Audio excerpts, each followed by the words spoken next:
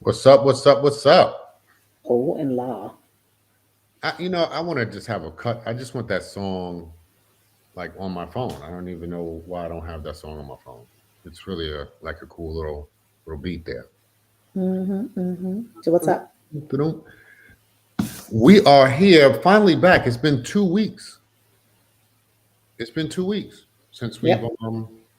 had an episode on, and we have been doing a lot. And um, we're going to talk about all of that stuff. But it's Women's History Month. We think we need to talk about that. And one of the things I definitely wanted to cover was the fact that, um, in our present moment, we are, you know, continuing the history, right? Well, and in that sense, for Women's History Month, you're the woman here.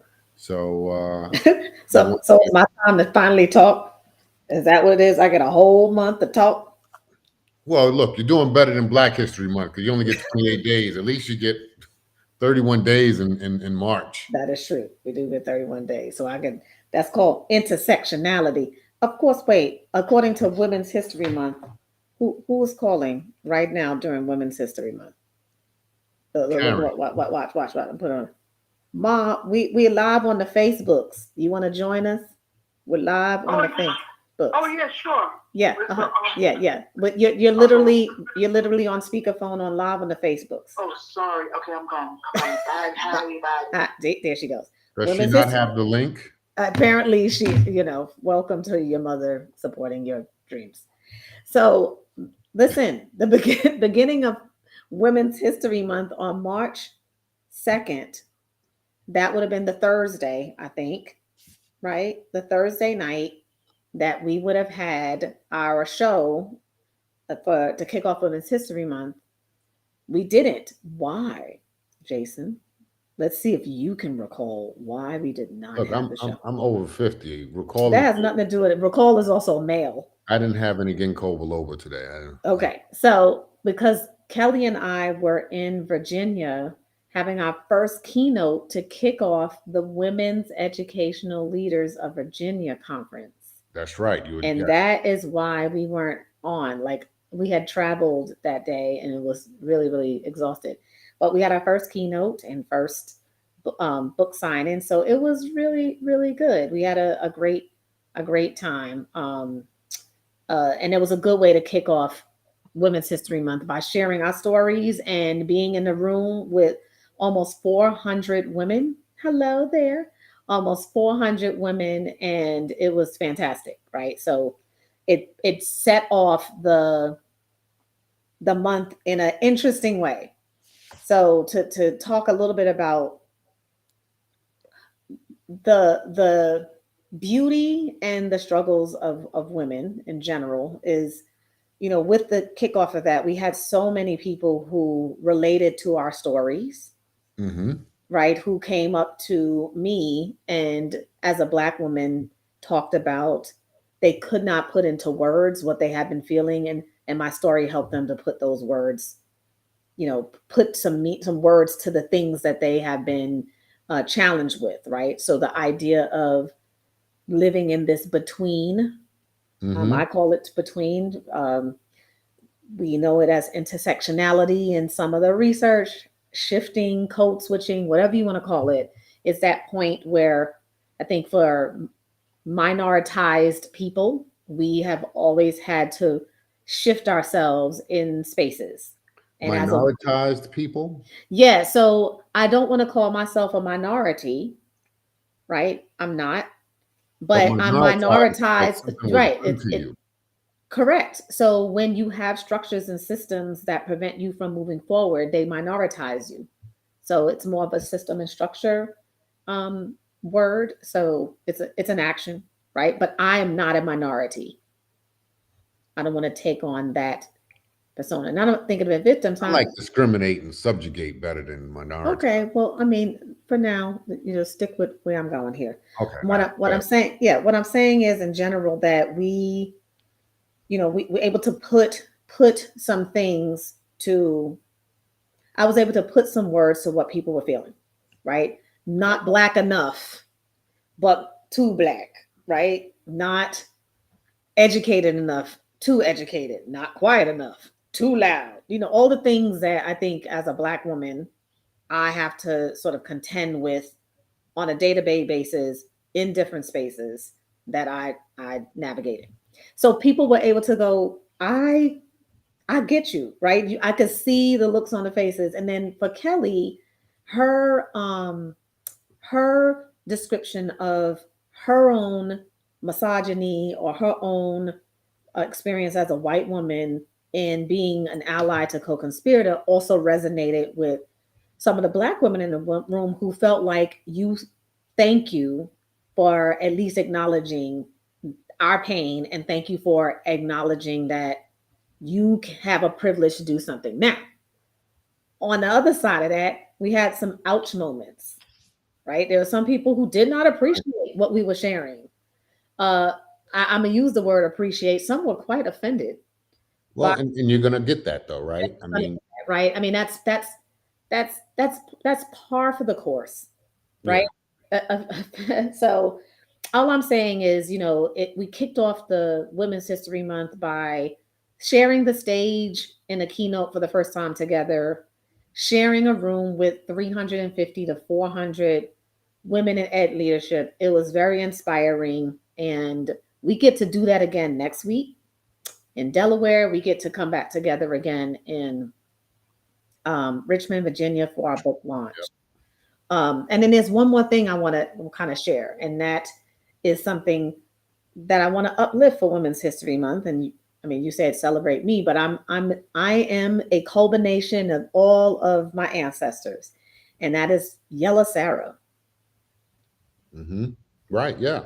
right? So who is But people yellow sour. I mean, so you probably gonna have to explain that because I know Mhm. what it means, but I don't know if anybody watching this is gonna understand that. Yeah, so Yellow Sarah is my sixth great grandmother. So think about on my mother's side, if we go up, Go up you the know, family tree all go the up the way back family to tree, your great great great great great great great grandmother. grandmother. Her name was Yellow Sarah. In fact, you can Google Yellow Sarah and her name will come up. And the reason why her name will come up is because she was the sister to William Henry Harrison, who was the ninth president of the United States. She's the daughter to Benjamin Harrison, who was a slave owner in Richmond, outside of Richmond, Virginia, on a plantation called the Berkeley Plantation. That plantation still exists to today. Yo, what's up? Still exists today. And that plantation is used for weddings and photo shoots and tours. Just Google it. Uh, it's quite interesting to kind of see the description of that and how it's being used. But apparently, Yellow Sarah is buried on that property. And the reason why I'm saying this specifically for Women's History Month is sometimes we forget to acknowledge the everyday woman. Like I've dedicated Right. this month to like the people who don't get uplifted. And so there's definitely something propelling me to keep her name to the forefront, to find justice for her being on that property. In fact, when we're in Richmond next week, Jason, we going there. Yeah. We are stepping foot on that Berkeley plantation slash gardens. I've sent an email out to the family that owns the plantation to get justice for Yellow Sarah, and also my sixth great grandfather, who was Jonathan Quivers. He's also buried on that property. And to know that people are having weddings and taking photographs that potentially could be standing on the graves of my ancestors Yep. is atrocious. And so, in honor of her for this month and Women's History Month, we want to try to rectify that immediately. So, just keep posted. Also, if y'all would like to start a GoFundMe, because we probably gonna need some money to get out of jail. Uh, please, somebody out there in the social media universe, just begin starting it. I already gave my job notice that I could be late for work on Monday of the 26th, just in case, as my mother said, that would come in with the tiki torches. No, we're not So going to go with tiki torches because we're not going to replicate the oppressor. can we just do a little replication? I No. just, all I said was, I did say though, I want the China. Like, I do want to go in the house and We be got like, China before, all around the house. no, but no, it's When different I type look of under these China. plates, it's China. Yeah, no, or China whatever right here. yeah, I want some antiques before we burn that joint down. So and the thing is, I've been telling this story bits and pieces, but now like it felt, I don't know whether it's this new job and Mama said them with matches, new job or new this book or the sisterhood that we've been creating, Jason. It just like I can't go to sleep. It feels like I am, I don't know, moved. Uh yeah, maybe they'll sell a plantation. I'll take ownership of the plantation. Forget selling it, give it, and I want all proceeds, right? So a little known history, women's history fact. Look up Yella Sarah Quivers, Quivers, and you will see how she's related to not only the ninth president of the United States, but also the original signer to the Declaration of Independence, Benjamin Harrison the fifth. So here we go. I guess we did build this country. Yeah. Well, listen, Hello. and still building. So, let's not ignore a lot of facts, but I did want to make this commentary. And you know what? I fell short because Yes, excuse me. Thank you. Thank you. Thank you. Please. Let's do it. because Kendra has, along with her co-author Kelly Peaks Horner, released this book, and we did show it on a prior episode. But I, started reading the book. I read Yeah. both You mean you you and mean this this book, Unwrapped, you mean this The book? Pursuit. Oh gosh, This one here? really, really, we're gonna do this. 1995 on all platforms, please. Thank you. We're gonna do this. Okay, yes. This, yes. Yes. Um, but what I really wanted to do was, just talk about, and again, in celebration to you, specifically. And look, I mean, like you said, you represent the culmination of your ancestors, and I would say that you represent them very well. You tell a great story in this book in terms of your origin story. I still have to go through the rest of the book, and as well as Kelly, Kelly Peaks Horner. She covers some very interesting territory as well. And but for you, I mean, look, I've known you now for 38 years, and you've come a long way. And I've said this to you before, and I do want to just make it known even here, because I think it's a lot. I mean, we've done a lot in our years. You've done a lot tremendously, and writing this book and sharing your story is really what is going to empower, I believe, a lot of women educators. And what is the percentage? Actually, Kelly, I don't even know if Kelly is on, but um, would know how many women educators, or what percentage of the educational system women represent. 80% in the 80%. teaching, right? But in the leadership piece, we're in the 20%, like in terms of district leaders and superintendents. When you break it down by ethnicity, like women of color, you're in the single digits. Right. And Right. so what I think what you've done here, is really, I mean, you haven't even started to really reach the masses like you will, Mhm. I'm confident, and inspire them and energize them, and hopefully get people to really collaborate together to make some greater changes, and yes, and break those barriers. Uh, and so that's a powerful, it's a powerful step to take, and I commend you for it. I do want to celebrate you for that. I mean, but and again, it's not just because, oh, now you wrote a book and I'm going to celebrate. um, you've really done so many things over the course of our friendship.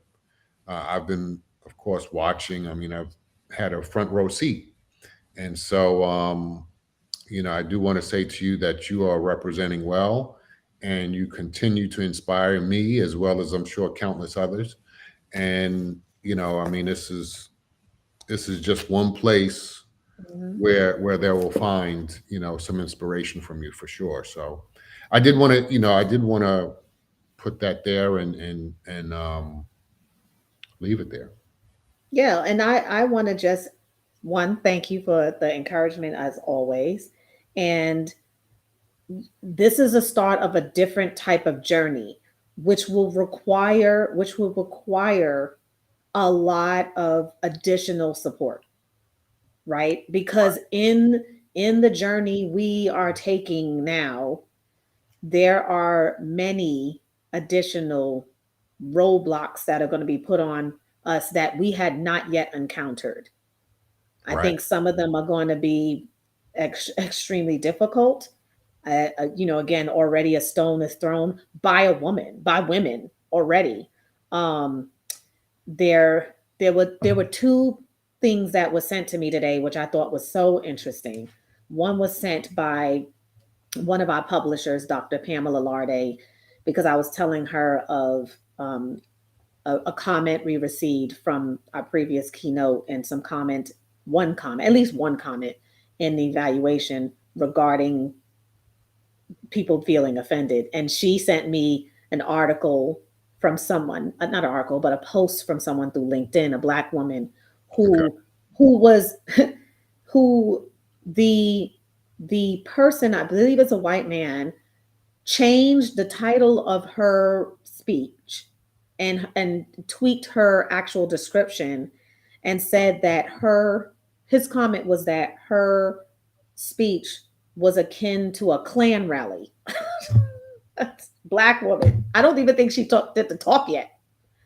And he put that out there in the atmosphere. And that's what she's about to walk into to present to a group of people, that what she's about to do is pull together a Klan rally. I mean, just so she sent that because that's the type of things we're going to be up against. Yeah. So that was the one thing. Another article I saw today, Jason, was about balancing life and balancing career. And it was from the former CEO of Xerox, first Black woman of a CEO of Fortune 500 company from 2007, I think, to 2017, or 2009 to 2017. And what she shared in her article about work life balance is how she basically delegated some other people to take care of her kids. Like, she was like, I didn't need to be everywhere for them. I know the sacrifice, and this is how you climb the ladder. And so I had someone watch my kids. Well, I didn't have to go to every one of their sports or every one of their events. They don't need me at all of those.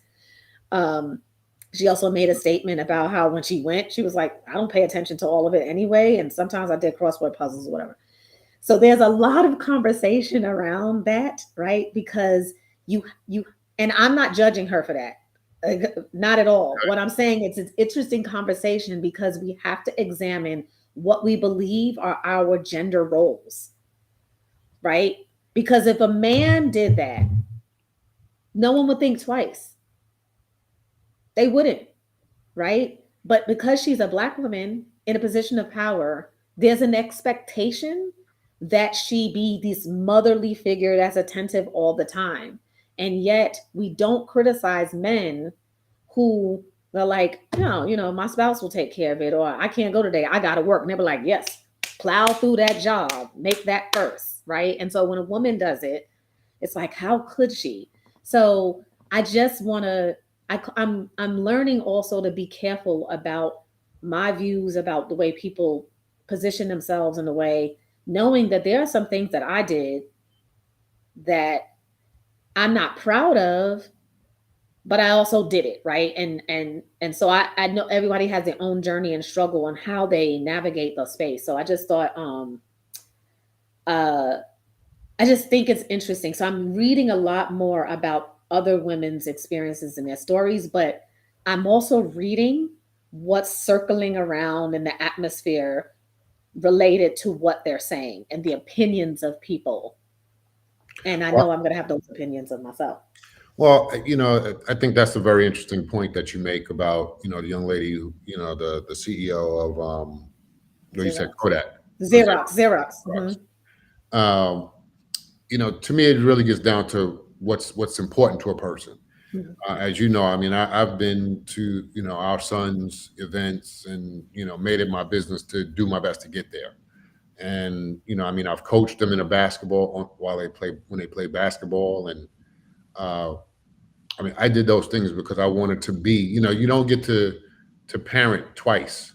Right. You know what I mean? I mean, unless you have more kids, but I mean, you don't get to parent one child twice Hmm. through their younger years. So I think it really comes down to, electing what's important to you instead of trying to say, you know what, I'm going to buck the system and I'm not going to go to any events because, that's something for a typical woman. No, you go because that's something, like I wish my parents would have come to, my games. My parents Hmm. never came to any game that I had, that I played in or anything. And so, it was important to me just as a parent, not as a dad, but as a parent to go to those things.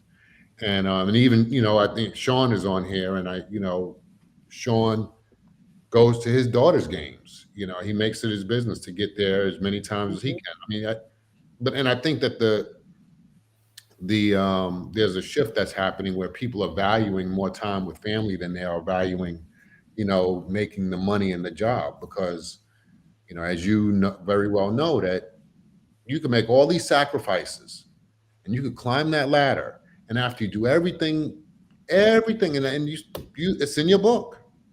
You do all of the things that they ask you to do, and they is the mystical they, right? The boss, the CEO, whatever. You do everything that they ask you to do, and then after you all of that sacrifice, they pass you over. Hmm. And that's why I sent you a clip. And actually, it's with Sanaa Lathan, um, who's going through this very.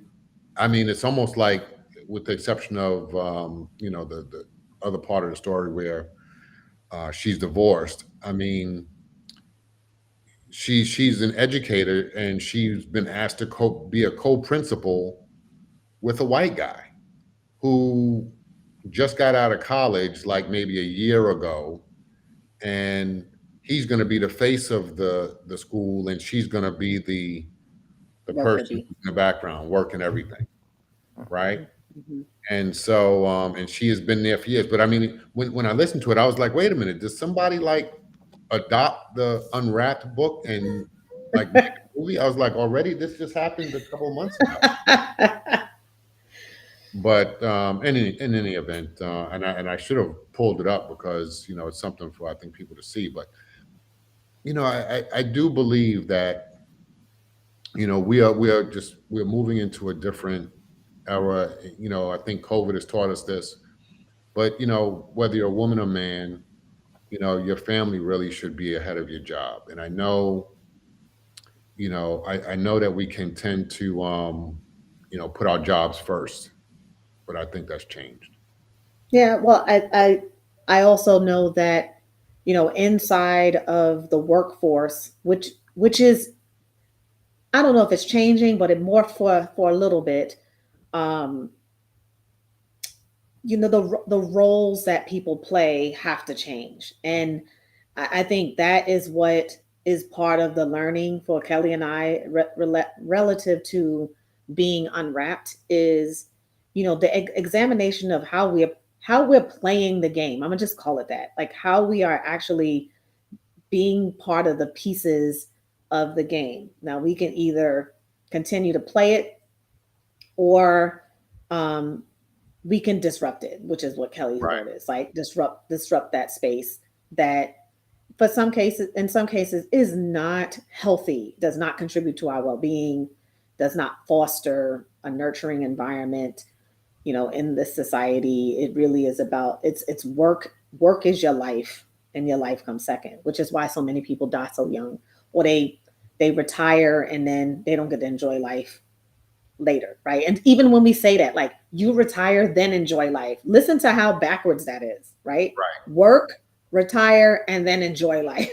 It's like, And then think about it, when after you've done all of this, you haven't even developed or cultivated any hobbies. right. And you're So trying to do it that's what at happens. 80. People, they work so much that when they retire, they sit at home and they go, I don't even know what to do. I don't even know what I like. Right. Sure. You And I know, think I think even again, for to sort of capture the theme of Women's History Month, there's some women that they're tired, right? They're tired of the same sort of stereotypical idea of what they're supposed to do, how they're supposed to be a spouse, how they're supposed to be a parent. And there's so many forces, our own selves too, that sort of keep us locked in. And very few people, like, I've been blessed to have a husband and family um, who who support the quirky things that I may do, or my ideas, or when I'm ready to do it, when I'm ready to do it. Like, Kendra, do it now. No, I'm because not, because, right. So all of those things. Not everybody has a support system in that way, or they don't know how. Like, so you get scared to take some risks of things. I'm usually a planner, so I'm not necessarily a risk taker. So just being pushed outside of my comfort zone to do that. I'm pretty much a thinker around stuff. Like, let me weigh these pros and cons before I jump kind of into it. But anyway. oh, and I want to say this too, because in our relationship, I've been the risk taker and the free thinker and the Mhm, inspirer of others and whatever the case may be. And it does come at a cost. Sometimes it's come at a cost of a consistent cash flow or whatever the case may be. But I do love where we are right now. I consider us both to be free because I've been mhm, telling you to leave the last place that you worked at for a long time because your talents and your essence was you were losing it. And some jobs can do that to you, right? mhm, You, Kendra, and then to anybody watching this, a job can do that to a person. And I wanted to see you more than anything. I wanted to see you free. I was like, look, leave. All of this other stuff that's around us. And I want everybody who watches this. I used to say this when we first got married, and it used to upset Kendra. It used to upset you all the time, right? Um, we could sell this house tomorrow. I don't care about this house, right? And you used to be like, oh my God, we just bought this house. Jason, don't say that. No, we could sell this house. As long as we still rolling together, we're good. And mhm, that's what matters. And I think what happens is we move into a house or to a new place or whatever, and we start thinking that that place is more important, and satisfying the Joneses, keeping up with the Joneses and everything else is way more important than the person who's rolling with us in the moment, or who decided to roll with us. And so, I want anybody who sees this to go, yeah, yeah, no, forget all of that other stuff. I need to be here. And so yeah, I mean, look, if you being free, or anybody who's watching this being free, means leaving behind the big house that you have or the car that's sucking money out of your paycheck, drop that stuff. That stuff is not important. And so you've been there, like I said, you've been there, a supporter for me, and I'm very glad that I get to watch you in this moment. It's really a beautiful thing. I mean, I really I don't feel you like start crying. Don't you start crying. I'm not gonna start crying. Don't you start crying. No, no, but really, I'm just so proud of you. So I Well, did want thank to say you. that. Thank you. I was trying to figure out who in the heck Valley Girl for Life is, and that is my cousin. Yes. Oh, say yes, like you knew. Well, I did know. You see her picture. I can't really see her picture that well. Well, you need to open your eyes. Thank you. Because Open my eyes. Well, you see how narrow my eyes are. Stop making fun of me. See, that's the other thing that's really happened in the past. I See, can't even. I can't even. Well, it's 8 o'clock, Jason. it is 8 o'clock, and we are at our time. Yep. And I want to tell you, Sean is on. We can't see who's on unless some people make comments. But shut up. I'm not talking to you, Kendra. Of course, I know you're not because you want to live. that is what you could be quiet too. Anyway, Oh, you want me to be quiet now? During Women's History Month, you want a wait a woman minute. to I think be we're having quiet? technical difficulties. We're not having technicals. Wait, No, no. I think you're about to get cut off. Okay, thank you so much, Gladys. I'm blind. Now I'm blind. Okay. Well, anyway. We come on every week. So meet us here every Thursday at 7:30 p.m. Every Thursday, with the exception of the last two, because I was doing a keynote and we were in Cartagena, Colombia last week. And, Yes, we were. And we were dancing the night away. Remember, Jason?